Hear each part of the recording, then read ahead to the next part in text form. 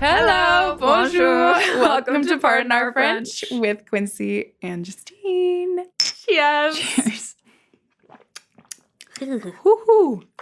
That wasn't even alcohol, people. Yeah. That is our non-alcoholic spirit that we bought at the Grande Épicerie de Paris. Jardin Fleuri. It's a bit of what? Elderflower, Ginger. bergamot, ginger. A little pick-me-up. I needed a For kick. this heavy Monday. So Saturday night we went out to some of our favorite cocktail places because I have a big interview and I was basically holed up studying for it at one of our favorite cafes in the second called Le Fleur, as in the ground, the floor, not floor. the floor as in the flower. French people get confused when you say that to them. Definitely not Café de Fleur. And so we went out. We hadn't been out in a while. I mean, not in a while. We went out the weekend before. We hadn't been out like us two to where like our key places we used to always like hit up. Exactly. So we started at Candelaria, which is an our old favorite, time, I think. an old time favorite. Yeah.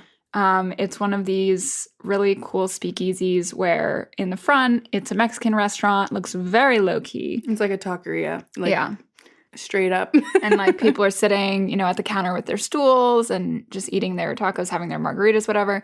And you basically have to know to just walk right past all of them. Like squeeze by these people and just push your way through the back door, which looks like it's an employees only. Yeah, exactly. And then you go back and it's dark and gorgeous and moody, and they have all lit by candles. Yeah, and they have these wonderful cocktails are incredible, and we had their mocktails that were also incredible.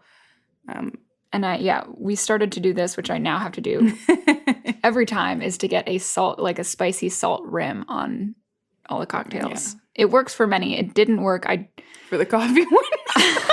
At the next place, I was like so excited about this idea that I was like, could I get a spicy salt rim around my drink? And then Justine was like, that drink has like creme fraiche and coffee in it. And I was like, oh yeah, I guess. Never mind. But that's like a new, I don't know, it just adds something where there sometimes is nothing, So. I will say Elora introduced me to that with her sugar rims, just to have like that crunch on the outside. I like it. It adds a bit of, zest. But it was really nice. And we ended up from Candelaria going to Le Perchoir in the 11th. There are many locations in Paris. Yes. But we like the one in the 11th. Yeah, it's really nice. It's not too crowded. It's got this really cool feel for it. I think one of them that's like the one that's in the Marais is a little bit too like fancy. And there's always a line. Yeah, there's a line. It's just there's tons of people. overdone. Yeah. Yeah. No, this one was really cool. And we met up with a few of Quincy's friends. Oh my God. I'm never going to live this down. So first was a couple that you met through basically your landlord. Yes. And they were great. They're from New York. They've been to Paris before. We had an incredible night with them. It just felt super natural and clicked. Yeah, I was dying laughing the whole time. Yeah, they're hilarious. We're having the best time. And the environment was fun too. Like it was like a busy vibe. There was a DJ. Yeah, but not so busy we couldn't find a seat. Yeah, exactly. But it felt like, it was. There was energy. Yeah, there was energy. It wasn't just like, nobody's talking and it's quiet. Indeed. It was hilarious to meet these people because I found out, Quincy was there for the first arrival to Paris. They had the most like quintessential like Parisian experience in terms of like landing, being so jet lagged, arriving to this apartment that had just been burglared. Yeah, so this was, I was supposed to do the exchange of the keys for my landlord with this couple. And I literally like got there 10 minutes before just to make sure that everything was good. And like the apartment had been broken into. And I was like, okay. I called the police, calling all these people, but like they're not awake because they're like in California. And I'm like, again, calling the police again because they were like busy or something. So I called them again. And they're like, oh, well, we can't help you unless like the door is open. And I'm like, well, it's not fully open, but it's like clearly been broken into. And they're like, well, you need to finish the break-in. I was like, I'm sorry, what? It's like their only way that they could help me was if I like broke in. If I finished burgling this apartment. And so as I'm contemplating how to do this, the guys get downstairs and I was like, okay, I run downstairs and I'm like, there's this situation. We've had a bit of a situation. So that was like meeting them the first time. It's just like, can you imagine being jet lagged and like all you want to do is sleep and this person's telling you that the apartment you're staying in has been broken into? Oh yeah, and they it's just like, okay, that's fine. Yeah, and they had been on the plane and they were like had some drinks and he told me this time and I was like, that's why you guys were so calm because you guys were just like, they were like, oh yeah, they had like a bunch of drinks out. and took Benadryl. Yeah. Oh, that's so funny. But now I've gotten to hang out with them a bunch, like each time they come and like sometimes when I'm in New York, and they're the best. They're hilarious. Yeah. So one of them speaks French quite well and he just kind of takes the lead because the other one's like, I come to Paris to be silenced. I open my mouth and I get death glares. Yeah, he was like, I just fade into the background and I just don't talk to anyone. Please don't talk to me. I'm mute. I'm just like, no. But now it's Monday. Yes. Paris Fashion Week. Paris Fashion Week, indeed. I don't really go to Fashion Week events. I haven't. Jean has worked on them before. Oh. He did Isabelle Marant last year. Oh. And tried to get me a guest pass, but that didn't work out, so that was quite disappointing. Do better this year.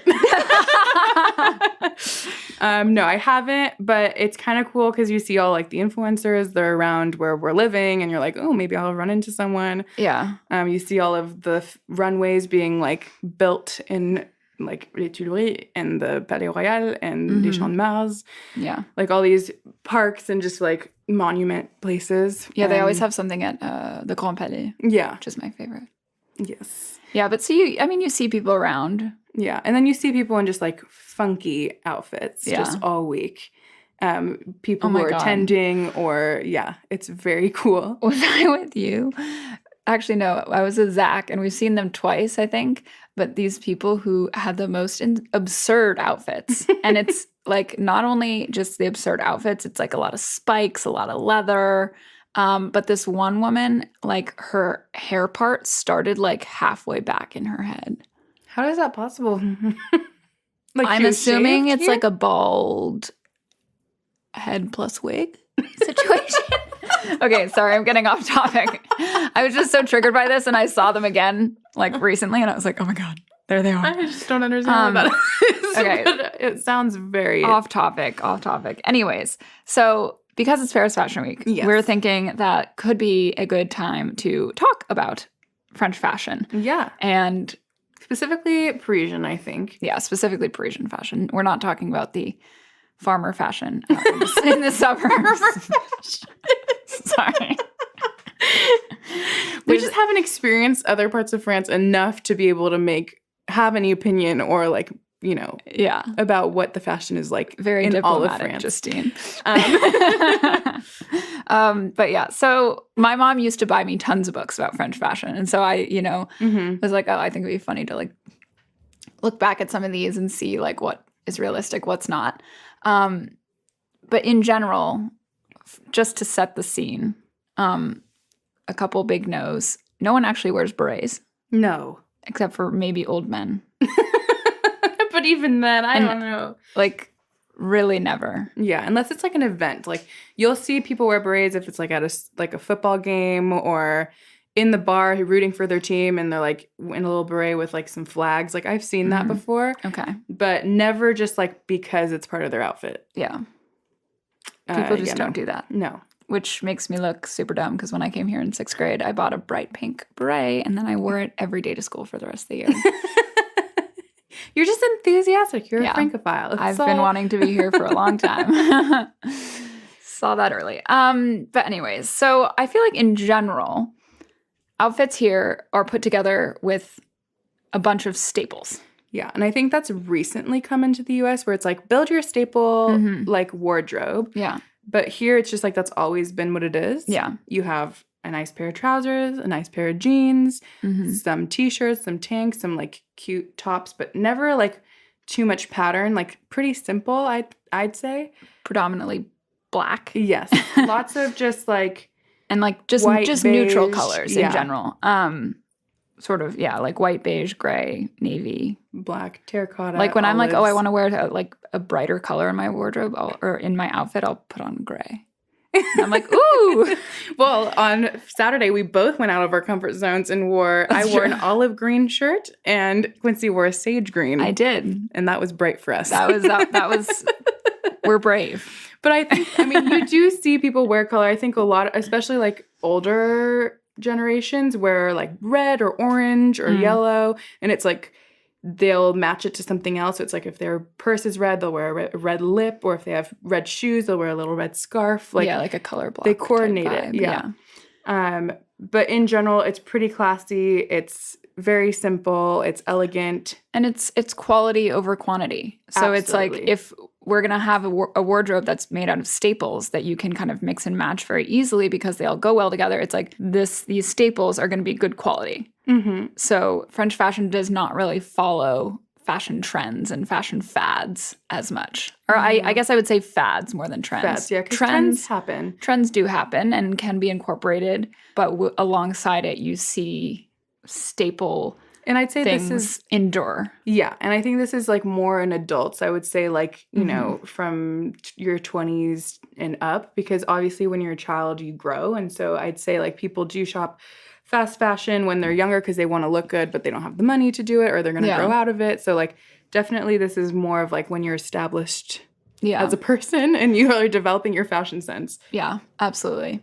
One thing that this book had said was that sort of everything you put on should look effortless. Mm-hmm. So like sometimes I, for a while, got very into like having perfectly curated outfits. And I was like, oh, like everything is working so well together. But like you can tell that I put effort in. Mm-hmm. And in this book, she basically says like your look should always have one thing kind of left undone.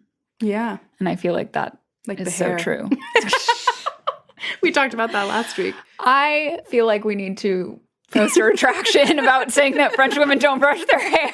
I don't think that's true. I just don't think they put a lot of effort in unless it's like an event. Like, I feel like on the everyday, styling, sure, but I think I am, in fact, confident that most French women brush their hair. They probably brush their hair. I'm just saying it looks tousled. It looks just kind of like nonchalant and effortless. Like they can just like put their hand through it and it's like whatever. Yes, that I agree with. Yeah. I think some people don't brush their hair, but I don't think it's a majority. Yeah. I'm just saying it's the look of like, I don't care what I know. You know what I mean? I agree with that. But yeah, everything's kind of like put together. Like some people accessorize a lot and it looks just kind of like, whatever I put, whatever I found, but it looks good, like how they did it, which I try to achieve. And mine just is too curated because I'm like obsessed about my accessories. So, And then one thing that I was thinking about as like true quintessential importance is the trench coat. Oh yeah, it's like a full category of a French woman's wardrobe because of how much it rains. A trench or a blazer if it's not raining. Both, yeah. Yeah. Those are the two things that every woman I think will have in their closet. I don't think people understand how often it rains in Paris. It actually rains here more than it does in London. Really? I didn't know that. Yes, I was looking at this the other day because I was like pretty sure. And there's a whole list of places that rain a lot more than London, and Paris is on that list. In general, the trench coat works so well because while it does rain, it's not super hot. Parisian weather is also very fickle. And so it could be like super sunny 1 second and then a downpour for 5 minutes and then it's sunny again. Yeah, you're not burning hot in a trench coat. Yeah, so a trench coat is a nice way to have something on in case it should rain, but not to be, I don't know, to still be fashionable too because you need them all the time. So it's not like we're... Yeah, it's very chic. It's not a raincoat. I love you, Grandy, but my grandmother... brought one of those like foldable ponchos when she came. This is like back when she came in 2015, so I like to think that her tastes have grown. But I mean, my grandma is French and she wears a bright pink raincoat. So okay, you know, she's just a very colorful lady. Respect. Yeah. Sure. She wears lots of colors. Sometimes I'm like, what? Why would you pair a light yellow with bright red pants? Oh my God. But you know, it's fine. It's her thing. Give me a heart attack. Yeah. She's from Lyon, not Paris. Just kidding. she has good style. It works how she makes it work, but it's like, yeah, it's her own thing. Yeah. Yeah, so you already said blazers. That's a big deal. I have like 7 different blazers, which I'm very excited to start wearing because it's now the season. I have 3 because I gave away a few because I had way too many. You're better than me on that. I just like to have a minimal choice. It's so much like I have so much clothes in my closet, but I don't know what to wear. So I try and minimize how much clothes I have so I can put things together easier. I don't know. Yeah, that makes sense. The staples. Yeah, staples. And then like things you wear and you're like, I'm not going to wear this ever again, I don't think, because it's like not a trend anymore, or it's like, it's been worn too many times and you can tell, or, I'm going to make room for new things if I want to go shopping. That's what I'm trying to do at your recommendation. Yes. But yeah. And okay, so next on the list, I would say are white street sneakers.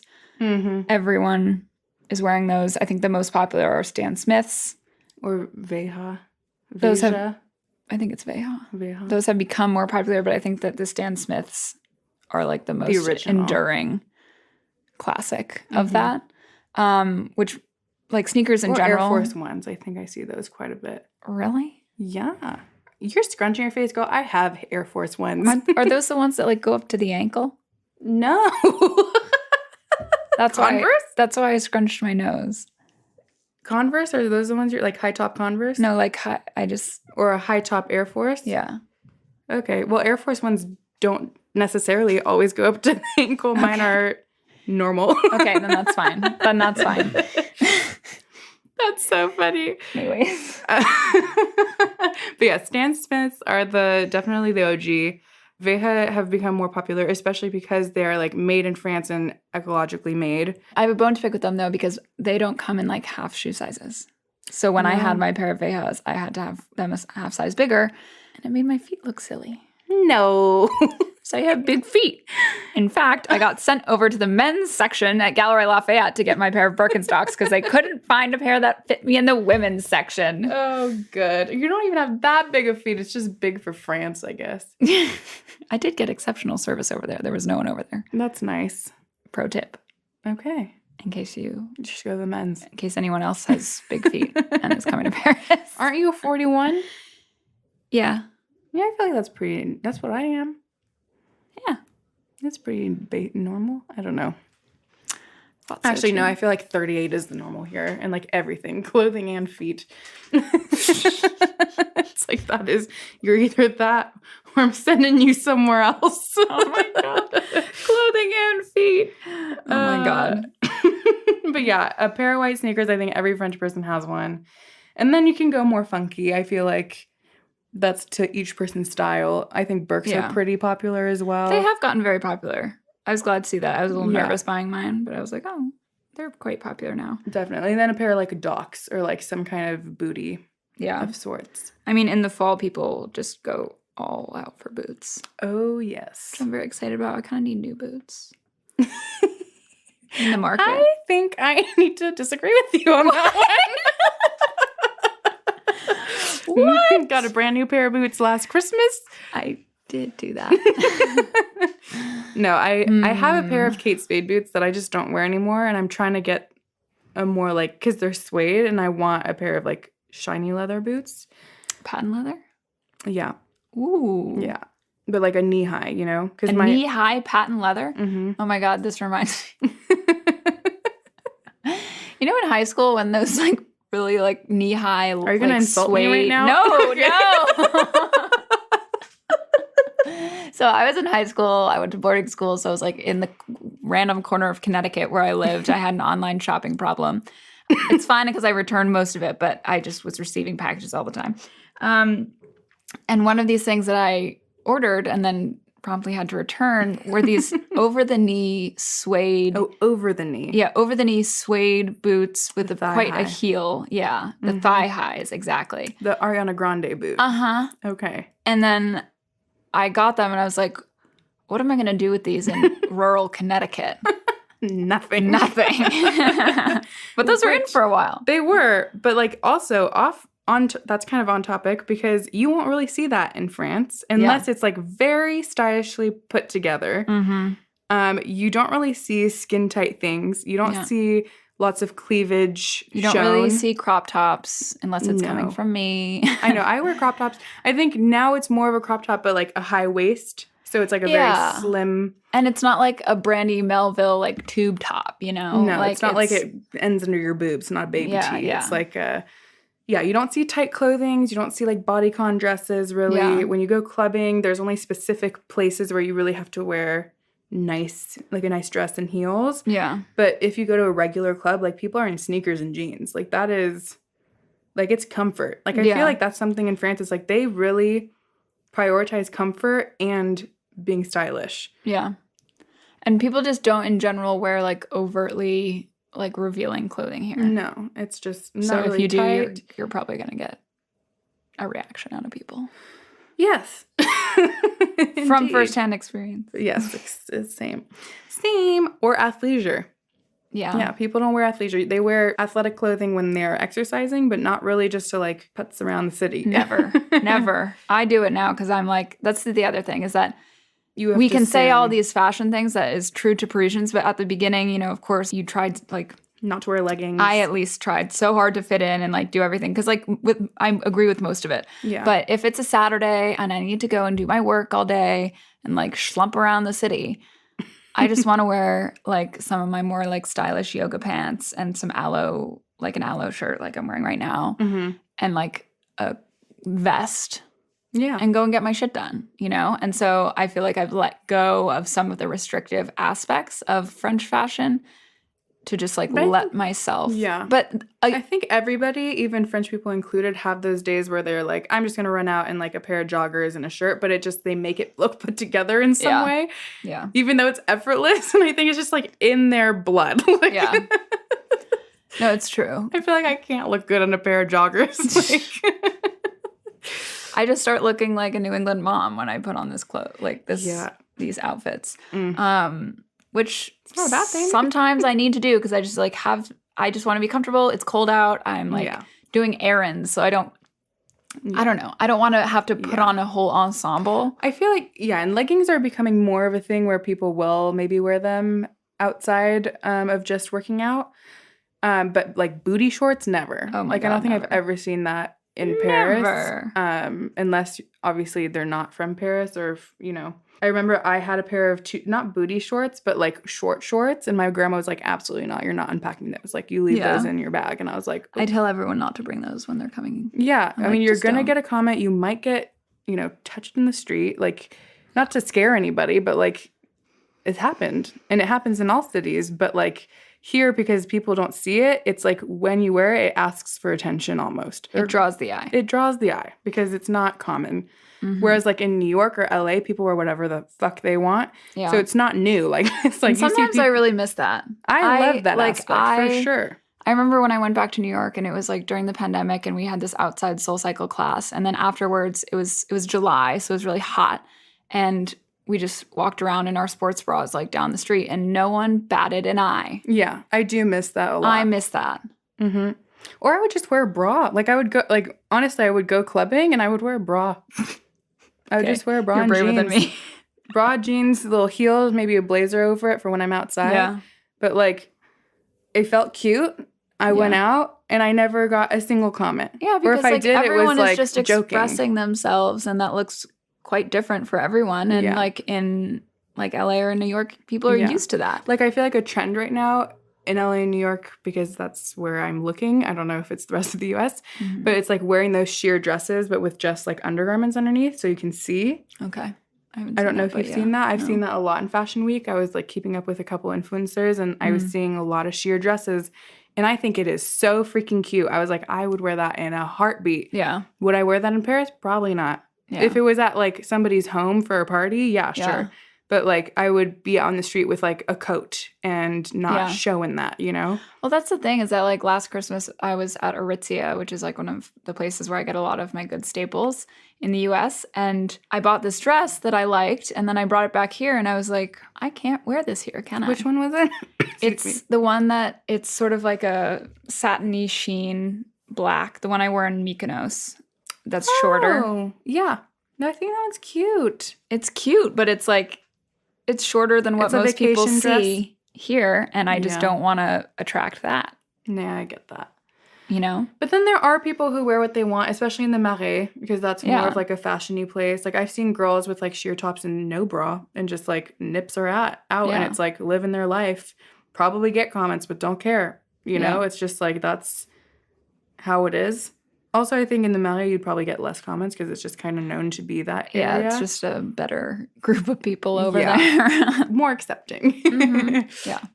I see some fabulous outfits when I go every time. I'm like, oh my God, yes. I just want to be like, yes, queen. Yes, queen. Yes. Oh my God, wait, speaking of, in the couple that we were hanging out with, he thinks that snakeskin is like the next thing. And Yeah. it made me think that the other day I saw this absolutely ridiculous jacket. In the best way possible. In the best way. This woman was wearing this snakeskin jacket that like swooped off the shoulders and like went up and was it like yellow? pointy. Yes. I saw her. Oh my God.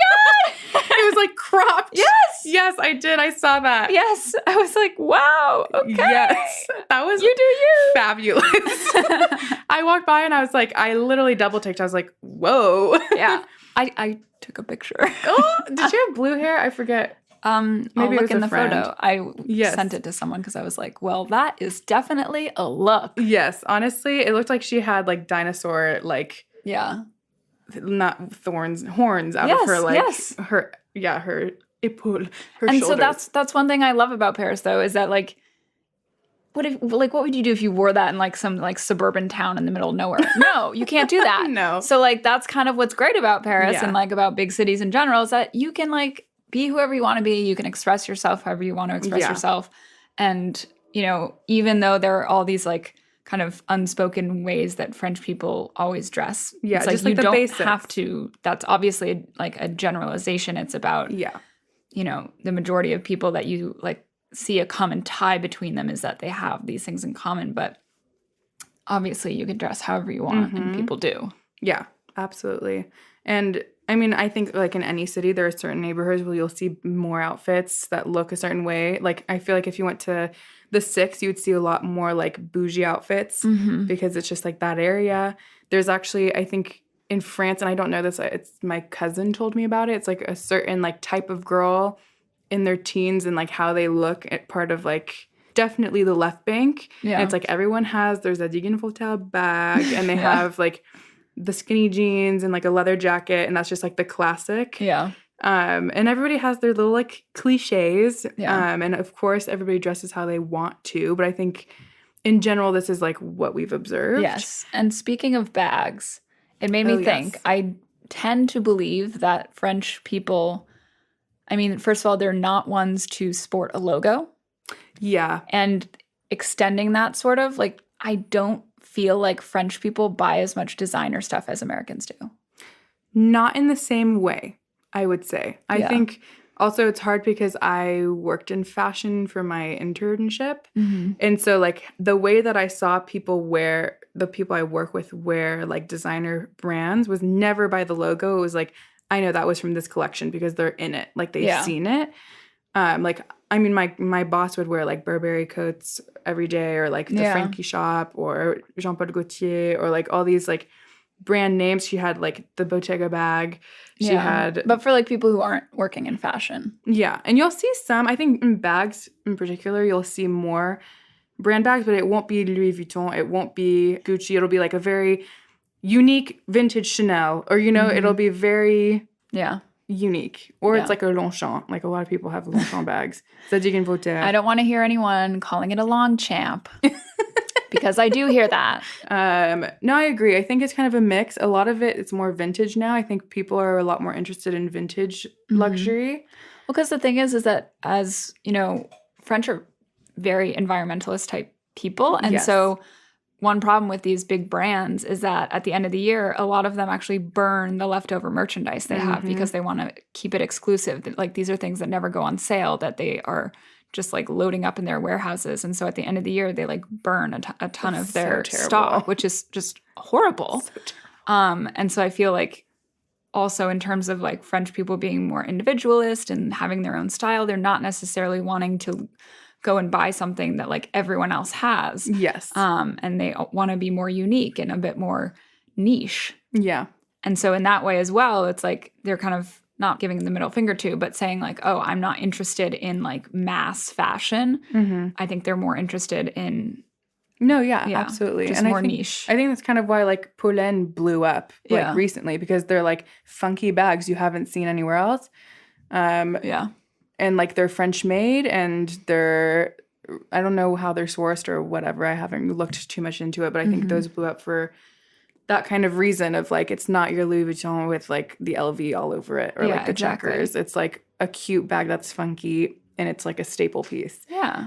Just like Zadig and Voltaire, I think they have like their own charm as well. It's like recognizable now, but like it's different. One thing I do struggle with here is that like in the US, the brands that I would normally buy from, Aritzia, don't exist here. Reformation, like that type of place, they don't exist here. Yeah. Like there's Zara, Maj, and Sandro, and all the like places that are expensive. Like and there's nothing in between. Like I feel like Cezanne, which is also expensive. They're so expensive. And so it's like there's the other and other stories.